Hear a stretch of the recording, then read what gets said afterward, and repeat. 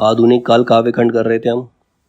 इसके अंदर हमने इसके चारों प्रकरण पढ़े। चारों प्रकरण के बाद इसके अंदर अब सब्जेक्ट टॉपिक आता है छायावाद पर कलावाद एवं अभिव्यंजनावाद का प्रभाव। क्या प्रभाव पड़ा? छायावाद की कविता पर कल्पनावाद, कलावाद, अभिव्यंजनावाद आदि का भी प्रभाव ज्ञात या अज्ञात रूप से पड़ता है। मतलब कहीं दिखाई देता है, कहीं पर दिखाई नहीं देता है। कलावाद और अभिव्यंजनावाद का पहला प्रभाव यह दिखाई पड़ा कि काव्य में भावानुभूति के स्थान पर कल्पना का विधान ही प्रधान समझा जाने लगा। पहले क्या होता था? इमोशंस को प्राथमिकता दी जाती थी। अब क्या हो गया? फैंटेसी आ गई। इमोशंस का स्थान किसने ले लिया? फैंटेसी ने ले लिया। और कल्पना अधिकतर अप्रस्तुतों की योजना करने तथा लाक्षणिक मूर्तिमत्ता और विचित्रता लाने में ही वृत्त हुई। दूसरा प्रभाव यह देखने में आया कि अभिव्यंजना प्रणाली या शैली की विचित्रता ही सब कुछ समझी गई। नाना मतलब डिफरेंट अर्थभूमियों पर काव्य का प्रसार रुक सा गया। प्रेम क्षेत्र, कहीं आध्यात्मिक तो कहीं लौकिक। प्रेम क्षेत्र दो प्रकार का है, एक आध्यात्मिक जो प्रभु के प्रति है और एक है लौकिक जो अपनी प्रेमिका के प्रति है। तो प्रेम क्षेत्र के भीतर की कल्पना की चित्र विधायिनी क्रीड़ा के साथ प्रकांड वेदना, औत्सुक्य, उन्माद आदि की व्यंजना तथा क्रीड़ा हुई। प्रिय के कपोलों पर ललाई मतलब लालीपन, हाव भाव, मधुर सुराव, अश्रु प्रवाह इत्यादि के रंगीले वर्णन करके अनेक कवि अब तक पूर्ण तृप्त दिखाई देते थे। मतलब नहीं प्रेमी को ही एक्सप्लेन कर करके वो तृप्त थे। जगत और जीवन के नाना मार्मिक पक्षों की ओर उनकी दृष्टि नहीं गई। मतलब प्रेम के अलावा उन्होंने किसी और चीज सब्जेक्ट को ध्यान में रखा ही नहीं, उसके लिए उन्होंने कोई रचना करना छोड़ दिया। बहुत से नए रसिक प्रस्वेद, गंधयुक्त, चिपचिपाती और भिन्न भिन्नाती भाषा को ही सब कुछ समझने लगे। लक्षण शक्ति के सहारे अभिव्यंजना प्रणाली या काव्य शैली का अवश्य बहुत अच्छा विकास हुआ है, पर अभी तक कुछ बंधे हुए शब्दों की रूढ़ी चली आ रही है। मतलब जो पुराने समय से जो शब्द हैं उन्हीं का इस्तेमाल चलते हुए आ रहा है। कलावाद के प्रसंग में बार बार आने वाले सौंदर्य शब्द के कारण बहुत से कवि बेचारी स्वर्ग की अप्सराओं को पर लगाकर कोकाव की परियों या भीषत के फरिश्ता की तरह उड़ाते हैं। मतलब जो स्वर्गलोक की अप्सराएं हैं उनको परी बना के उड़ाने लगे अपनी कविता में कि वो परियों के ही समान है। सौंदर्य चयन के लिए इंद्रधनुषी बादल मतलब 7 रंगों का उन्होंने इस्तेमाल किया। उषा मतलब शाम का समय, जो शाम का समय होता है रात्रि होने से पहले।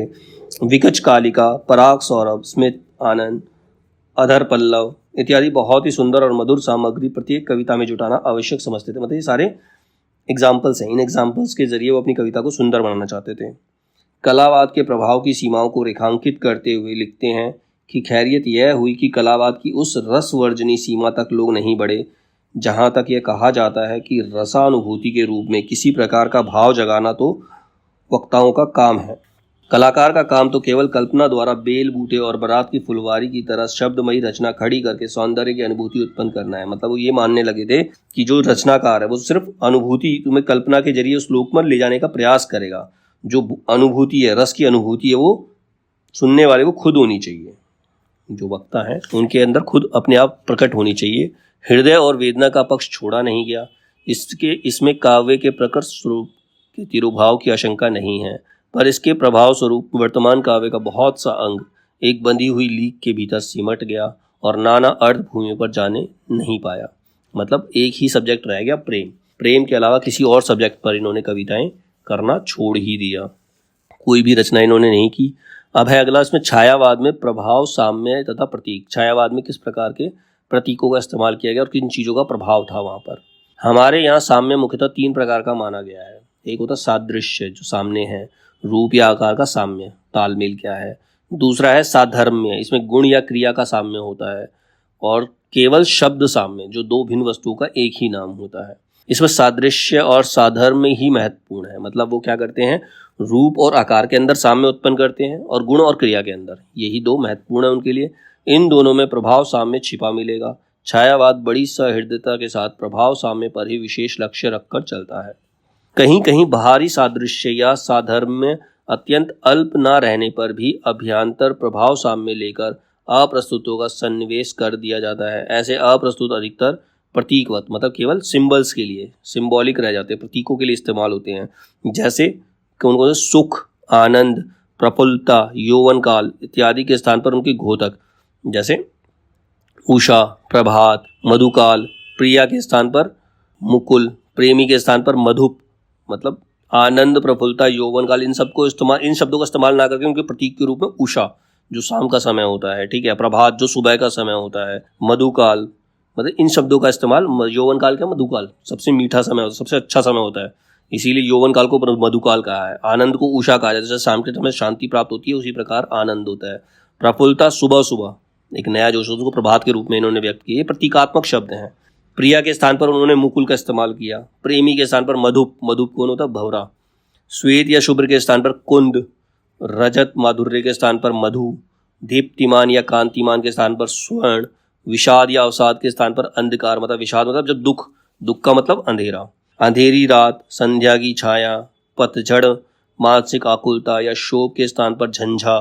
शोक मतलब बहुत ज्यादा दुख हो रहा था, मन में एक तूफान उठता है, झंझा जिसको बोलते हैं, झंझा तूफान। भाव तरंग के लिए झंकार, भाव प्रवाह के लिए संगीत या मुरली स्वर आदि का, ये सारे प्रतीकात्मक शब्द उन्होंने इस्तेमाल करने शुरू कर दिए अपनी कविताओं के अंदर, अपनी रचनाओं के अंदर। अभ्यंतर प्रभाव साम्य के आधार पर लाक्षणिक और व्यंजनात्मक पद्धति का प्रलब्ध और प्रचुर विकास छायावाद की काव्य शैली की विशेषता है। हिंदी काव्य परंपरा में अनियोक्ति पद्धति का प्रचार तो हो रहा था। अनियोक्ति मतलब जिसपे बिलीव करना मुश्किल हो, जिसपे विश्वास करना मुश्किल हो, वो अनियोक्ति होती है। हिंदी काव्य परंपरा में अनियोक्ति पद्धति का प्रचार तो हो रहा था, पर लाक्षणिकता का एक प्रकार से अभाव ही रहा। कुछ लक्षण उसके अंदर दिखाई नहीं दिए, केवल कुछ रूढ़ लक्षणाएं मुहावरों के रूप में कहीं कहीं मिल जाती हैं। छायावाद की रचनाएं गीतों के रूप में ही अधिकतर होती हैं, इसमें उनमें अन्वंती कम दिखाई पड़ती है। साम्य भावना का ही प्राचुर्य हम सर्वत्र, मतलब हर जगह पाते हैं। यह साम्य भावना हमारे हृदय का प्रसार करने वाली शेष सृष्टि के साथ मनुष्य के गुण संबंध के धारणा बंधाने वाली अत्यंत अपेक्षिक मनोभूमि है। प्रकृति अपने अनंत रूपों और व्यापारों के द्वारा अनेक बातों की गूढ़ और अगूढ़ व्यंजना करती रहती है। मतलब प्रकृति में इतनी सारी चीजें हैं कि उससे उसके रहस्य को जानने के लिए बहुत ध्यान से उसको हम देखेंगे तो बहुत बहुत सारे रहस्य हमें उसके अंदर दिखाई पड़ेंगे।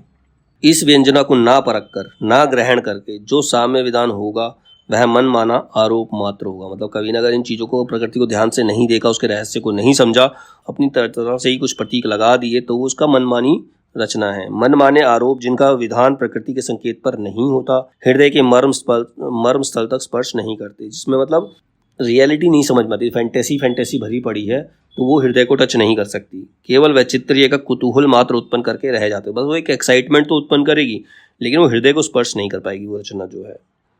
छायावाद में प्रकृति चित्रण और स्त्री सौंदर्य के अंतः संबंध। अब क्या है, छायावाद में एक तो प्रकृति चित्रण और स्त्री के सौंदर्य का वर्णन, ये बहुत ज़्यादा मिलता है और दोनों को आपस में कोरिलेट भी किया गया है।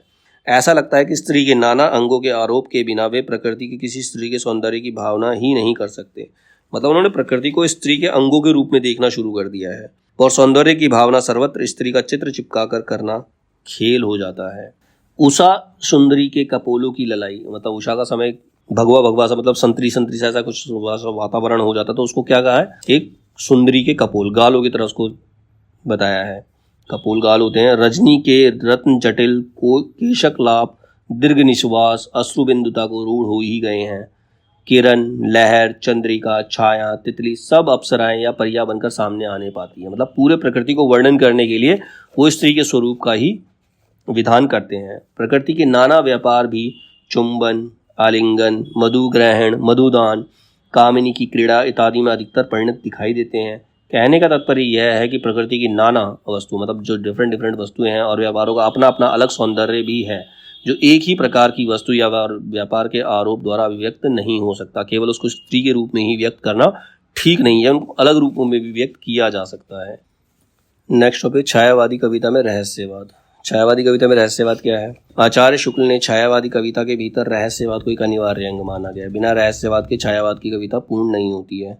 छायावादी रहस्यवाद को भारतीय काव्यधारा से अलगाते हैं। जो भारतीय काव्यधारा वो उससे डिफरेंट है। छायावादी रहस्यवाद जो है भारतीय काव्यधारा से बिल्कुल डिफरेंट है। वे लिखते हैं, अज्ञेय और अव्यक्त को अज्ञेय और अव्यक्त ही रखकर काम वासना के शब्दों में प्रेम व्यंजना भारतीय काव्यधारा में कभी नहीं चली। मतलब ऐसा कोई रचना नहीं लिखी जिसके अंदर केवल प्रेम के अंदर काम वासना ही हो।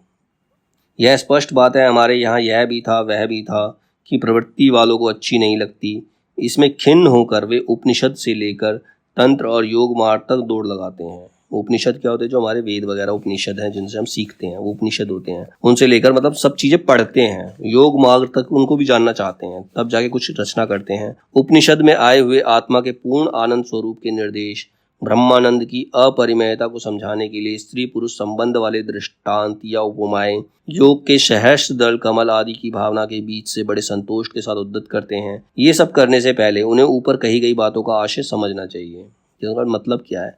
ये कौन कहता है कि मतांतरों की साधना के क्षेत्र में रहस्य मार्ग नहीं चले? और योग रहस्य मार्ग है। योग में भी एक रहस्य है, तंत्र एक रहस्य मार्ग है, रसायन भी रहस्य मार्ग है, पर ये सब साधनात्मक है, साधना से मिलते हैं। प्रकृत भाव भूमि और काव्य भूमि के भीतर चले हुए मार्ग नहीं है। भारतीय परंपरा का कोई कवि मणिपुर, अनाहत आदि के चक्रों को लेकर तरह तरह के रंग महल बनाने में प्रवृत्त नहीं हुआ। भारतीय वांग्मय में काव्य के स्वरूप को स्पष्ट करते हुए वे आगे लिखते हैं, संहिताओं में तो अनेक प्रकार की बातों का संग्रह है। संहिताएं मतलब जो लिखी गई हैं, जो धर्म हमारे ग्रंथ हैं, उनके अंदर बहुत बातों का संग्रह मिलता है।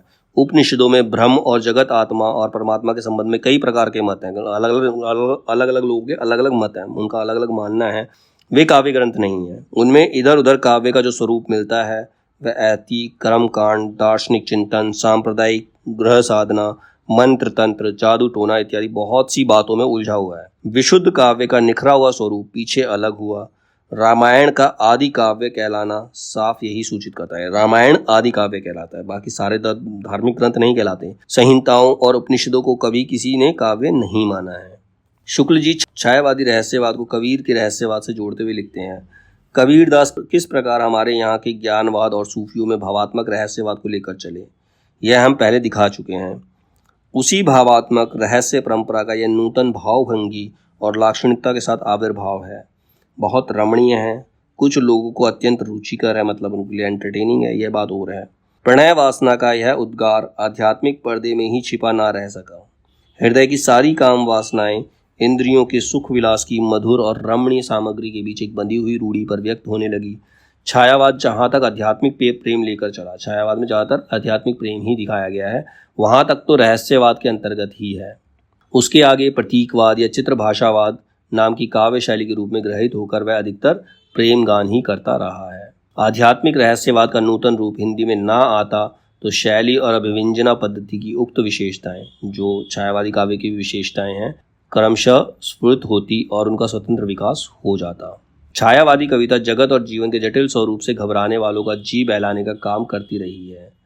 अब उसे अखिल जीवन के नाना पक्षों की मार्मिकता का साक्षात्कार करते हुए एक करीने के साथ रास्ता चलना पड़ेगा। इसके लिए उसे अपनी चपलता और भावभंगी का प्रदर्शन, क्रीड़ा कौतुक की प्रवृत्ति कुछ संयत करनी पड़ेगी। मतलब जो उन्होंने प्रेम में जो अश्लीलता ला दी है, उन चीज़ों को कंट्रोल करना पड़ेगा। इस ऊंचे नीचे मर्म पद पर चित्रों का बहुत अधिक फालतू बोझ लाद कर चलना भी वाणी के लिए उपयुक्त नहीं होगा। तो ये तो छायावाद के बारे में बताया गया, उसमें रहस्यवाद क्या, उसकी विशेषताएं क्या हैं।